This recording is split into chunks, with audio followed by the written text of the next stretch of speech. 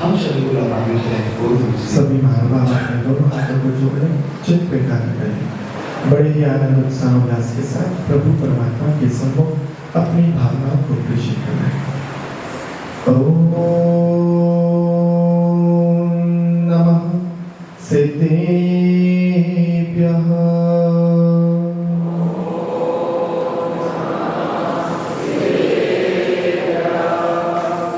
मोक्ष मार्गस्य नेतारं वेत्तारं कर्मभूभृतां ज्ञातारं विश्वतत्त्वानां वन्दे तद्गुणलब्धये गुरुः पान्तु नो नित्यं ज्ञानदर्शननायिकां चारित्राणवगम्भीरा मोक्षमार्गोपदेशिका।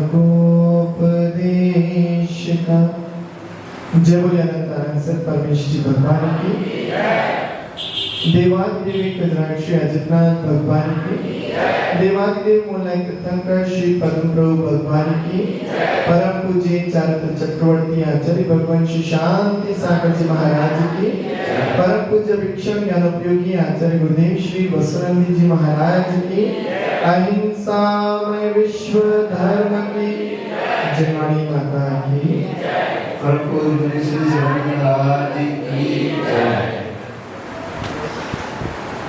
उपस्थित सत श्रद्धालु, देव शास्त्र गुरु के प्रति श्रद्धावन धर्म श्रवण करने के लिए आतुर आप सभी धर्मानुरागी महानुभाव। अभी आप लोग मुनीश्री प्रश्मानंद जी महाराज के मुखारबिंद से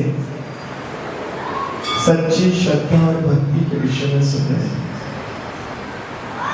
सच्ची श्रद्धा और भक्ति तभी कारगर हो सकती है जब व्यक्ति सच्चता का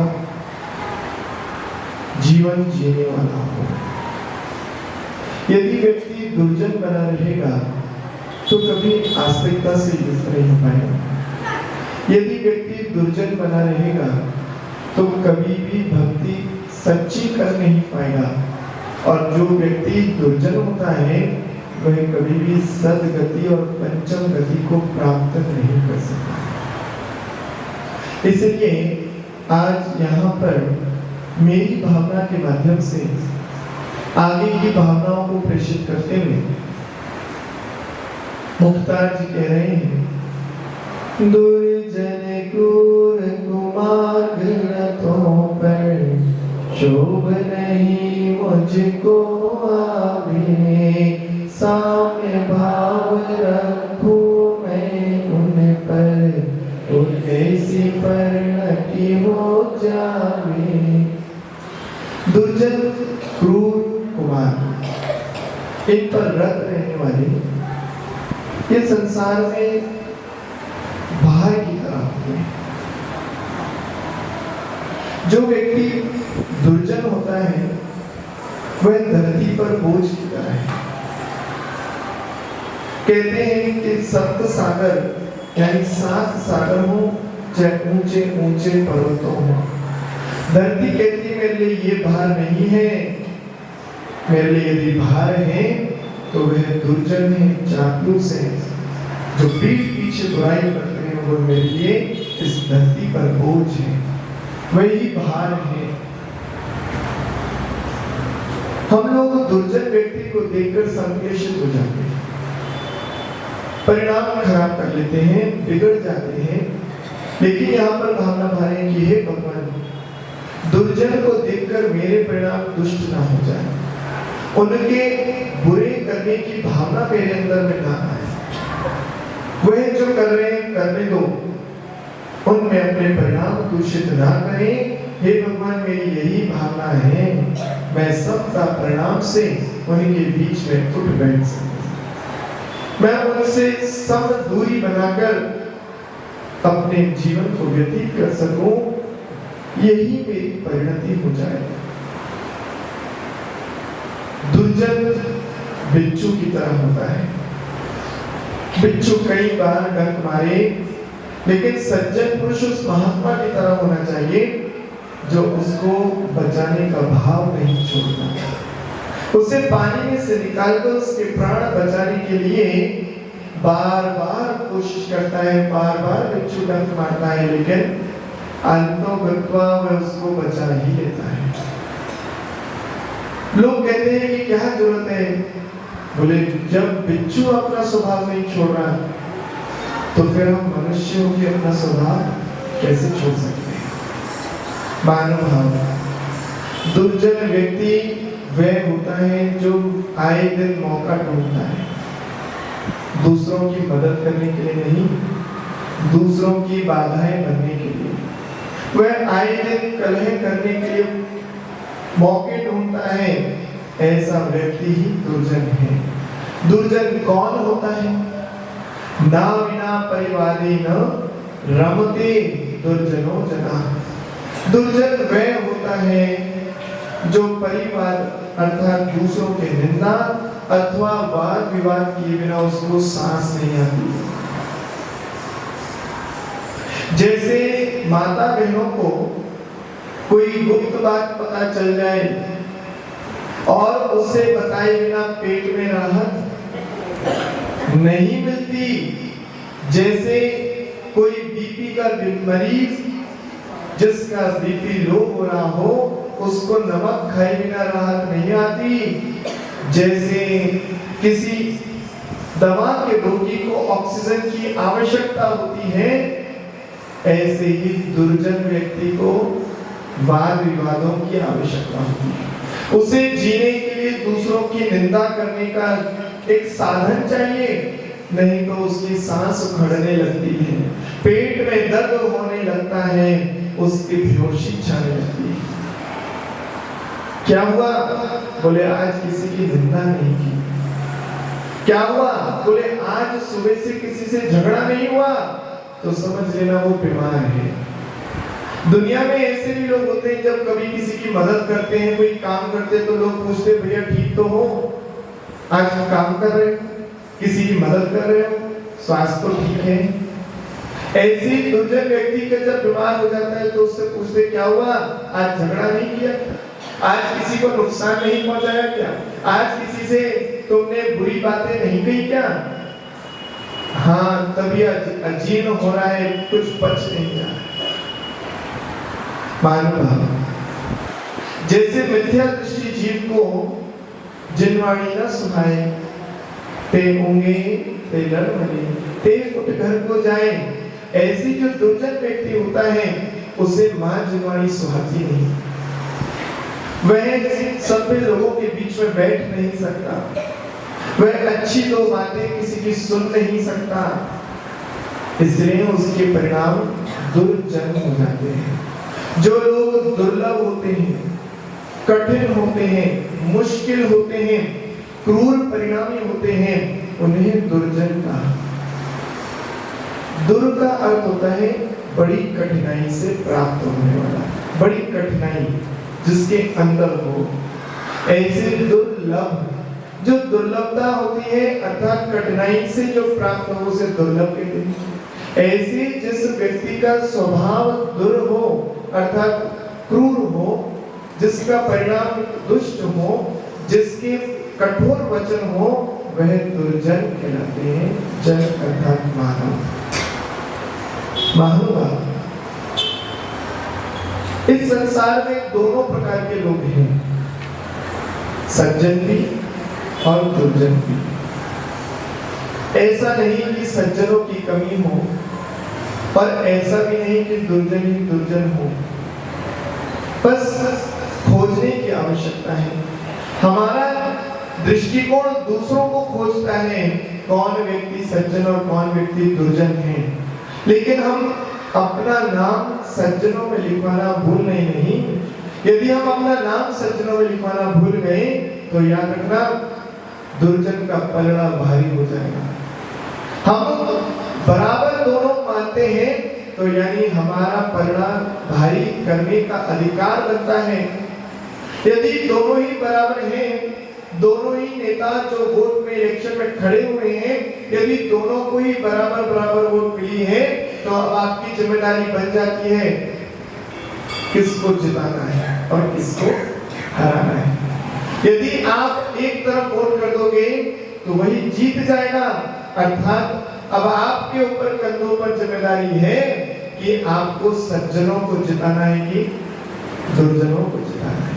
आपका जो भी व्यवहार हो जाएगा बस वही जीत का सेहरा पहनने वाला हो जाएगा। इसलिए हम अपने आप को सज्जन बनाएं, दुर्जन से नाता तोड़ें अथवा ना तोड़ें, लेकिन उनके प्रति कषाय भावना रखें। कुछ लोगों के स्वभाव से हमें वंचित नहीं रहना चाहिए। कुछ लोग स्वाभाविक रूप से यदि आए दिन कड़वे वचन बोलते हो, आए दिन झगड़ा करते हो, आए दिन आपको अच्छे कार्य के लिए भी टोका टाकी करते हो, वह उनसे हाथ जोड़ लीजिए, बोले इनका तो यही स्वभाव है। और जब उनके प्रति आपको ये दृष्टांत बन जाए, ये दृष्टिकोण आपका बन जाए कि हाँ भैया इनका तो यही स्वभाव है, यही नेचर है, तो कब तक उन पर गुस्सा करोगे। इसलिए कहा साम्य भाव रखूं मैं उन पर, मेरे परिणाम समतामय हो जाए, ना दुष्ट को देखकर मेरे परिणाम क्रूर हो और ना सज्जन को देखकर मैं अपने आकुल व्याकुल उत्कृष्टता तक पहुंच जाऊं, फूल नहीं। महानुभाव नीतिकारों ने बहुत सारे शुभ संदेश हम लोगों के लिए प्रेषित किए हैं, सुभाषित प्रेषित किए हैं, अच्छे अच्छे वक्तव्य हमारे लिए लिखकर दिए हैं। लोग पढ़ना नहीं चाहते और जो पढ़ने लग जाता है वो एक दिन स्वयं उसके ऊपर अमल करता हुआ सज्जन बन जाता है। किसी बहुत अच्छे नीतिकार ने बहुत सुंदर श्लोक लिखा जिसका संग्रह सर्वोपयोगी श्लोक में हुआ और उसमें कहा गया वृश्चिकस्य वृषं पुच्छे भुजंगस्यापि तन्मुखे अहो खलभुजंगस्य या पादतलमस्तके। गजब कर दिया, क्या चिंतन किया। बोले बिच्छू का तो डंक केवल विषैला होता है, बिच्छू केवल अपने डंक से मारता है, उसको जहर पहुंचाता है, और सर्प का जो जहर होता है उसके मुख में होता है, बाकी जगह से डसता नहीं। लेकिन दुर्जन रूपी सर्प तो महाविषैला होता है, यह पद वह पद से लेकर सिर तक विष से भरा हुआ है। उसकी विचारधारा में विष है, उसकी आंखों में विष है, उसकी जिह्वा में विष है, उसके हाथों में जिह्वा में, उसके हाथों में विष है और उसके पांव में विष है, सर्वत्र विषों से भरा हुआ है। ऐसे दुर्जन व्यक्ति से कहां तक हम लोग बराबर करेंगे, सामना करेंगे। इसलिए हम लोगों को अपने को बचाना है। जहरीले पदार्थ यदि कोई छोड़ रहा हो, जहरीली गैसें कोई पेड़ पौधे आदि छोड़ते हैं तो उसके नीचे जाके आराम नहीं किया जाता, वहां से दूर हट जाता है और वही व्यक्ति सज्जन है। जिसके अंदर दुर्जनता का अंश नहीं, वही व्यक्ति वास्तविक सज्जन है। इसलिए हम दुर्जन ना बने, इसलिए सज्जन अपने आप बन जाएंगे। और यदि हम सज्जन ना बन सके तो निश्चित माना आप दुर्जन ही कहलाओगे। दुर्जनता से नाता तोड़ने के लिए सज्जनों से नाता जोड़ना ही पड़ेगा। लोग कहते हैं अच्छा करो अच्छा मिलेगा, यहां तक तो नीति समझ में आती है, लेकिन लोग ये कहना क्यों भूल जाते हैं कि बुरा कर बुरा मिलेगा। बुरा का फल बुरा होता है, बुरा नहीं। बुरा का फल कभी पूरा नहीं हो सकता, बुरा का फल हमेशा बुरा ही होगा। अर्थात तुम बुरा किसी की करोगे तो वह तुम्हें बुरा नहीं खिलाएगा, वह शक्कर नहीं खिलाएगा, वह तुम्हें मुंह मीठा नहीं कराएगा, वह तुम्हें बुरा ही फल देगा, ईंट का जवाब पत्थर से देगा।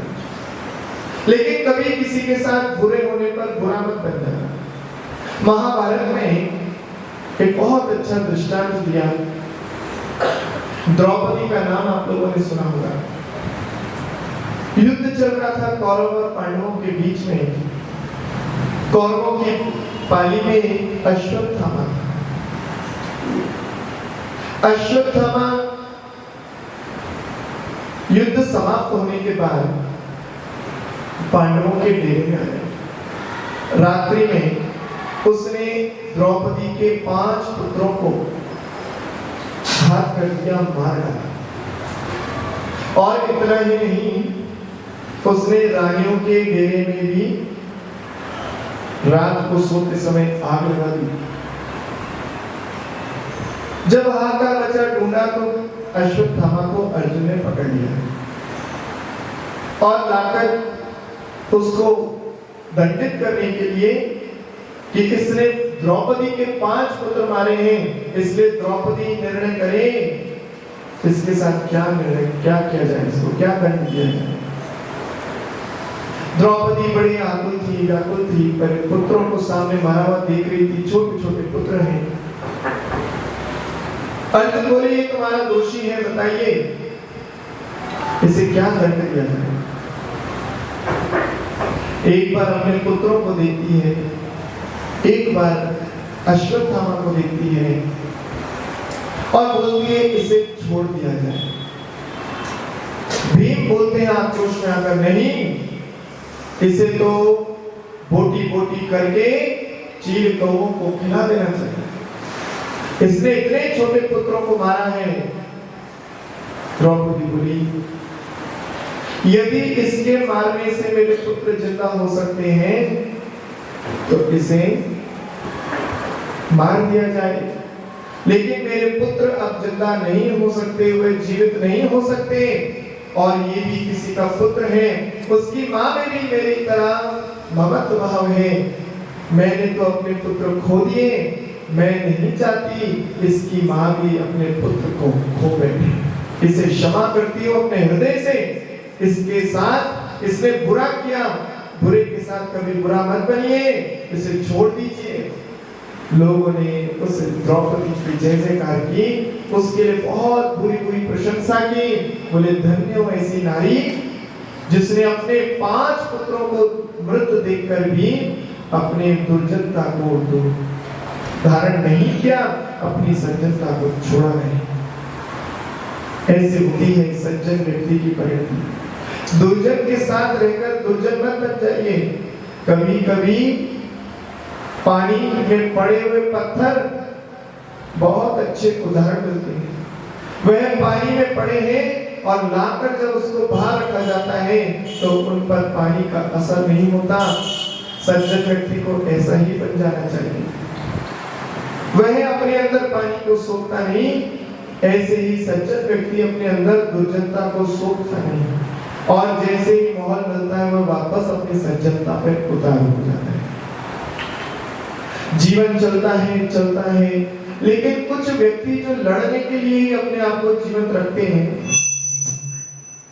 उन्हीं के लिए तो कहा किया जा सकता है। जैसे विवाद करने के लिए आतुर होते हैं, व्याकुल रहते हैं, मौका मिला नहीं कि तू मैं चालू हो जाती है। एक बार 2 किसान अच्छे मित्र थे, अगल बगल में जिनका खेत था, तो एक मित्र बोला, इस बार गेहूं की बहुत मांग है, तो तुम तो गेहूं बो लेना। बोले, मैं गेहूं नहीं बोऊंगा, मैं तो इस बार भैंसे लाऊंगा, दूध बेचूंगा।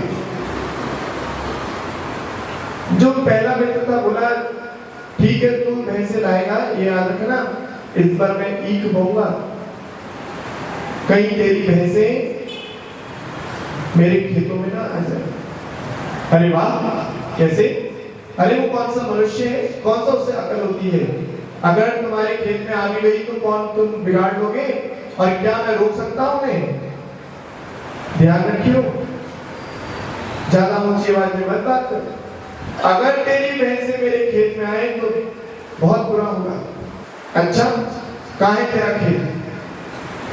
उसने उस मिट्टी में जहाँ बैठे थे वहीं पर एक लकड़ी ली और खेत की बाउंड्री बना दी। बोले ये मेरा खेत है, अब तू बता।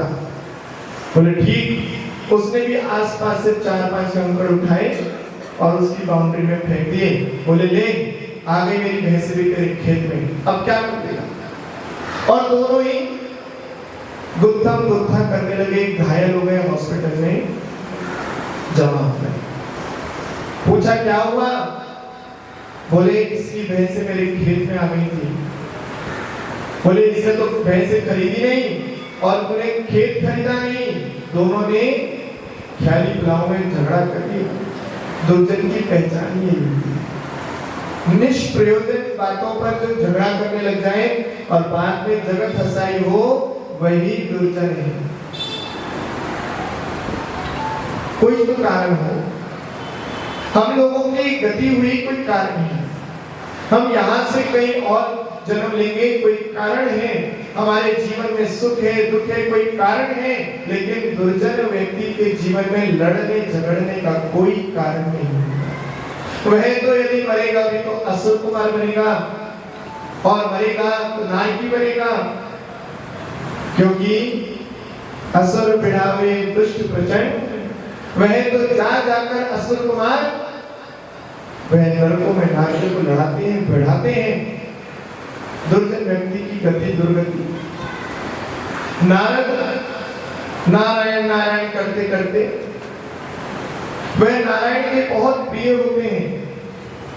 नारायण अर्थात पदवीधारी नारायण, उनके काल में ही नारद होते हैं नियम से और उनके बड़े प्रिय होते हैं, इसलिए वो पूरे जीवन भर नारायण नारायण करते हैं। और कलह प्रिय होने से वह परिणाम दुष्ट होने से दुर्गति के पात्र हो गए, नियम से नरक जाते। जब नारायण का साथी होने वाला चतुर्थ काल में जन्म लेने वाला व्यक्ति दुर्जन परिणामी होकर भी दुर्गति में जाता है, तो पंचम काल महादुखदायी। जन्म कर्म क्या धर्म कर्म भूले सब भाई। ऐसी परिस्थिति में जहाँ हर दूसरा तीसरा व्यक्ति आक्रोश से युक्त है, ऐसे में तुम बच जाओ बड़ा मुश्किल है। इसलिए महानुभाव हम याद रखें कि सर्प दुर्जन योर मध्य वरम सर्पो न दुर्जन सर्पो दशति कालेन दुर्जनस्तु पदे पदे। यदि सर्प और दुर्जन की सामने हमने तुम देख लो व्यवस्था, तो दुर्जन और सर्प में से यदि कोई थोड़ा अच्छा है तो वह सर्प है, दुर्जन नहीं। दुर्जन की स्थिति तो सर्प से भी ज्यादा बुरी है। बोले क्यों?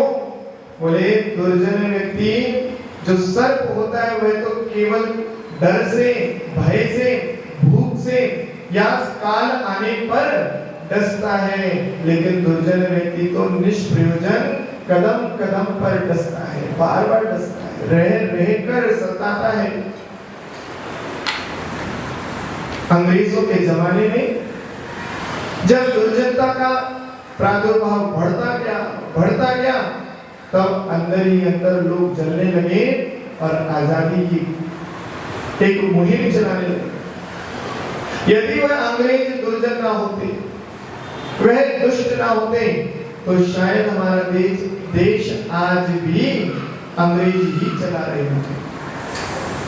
जब भी कोई दुर्जन स्वभाव वाला होगा तो वह सामने वाले को जबरन मजबूर कर देता है कि भैया तू विवाद कर, तू यहाँ से मेरा विरोध कर।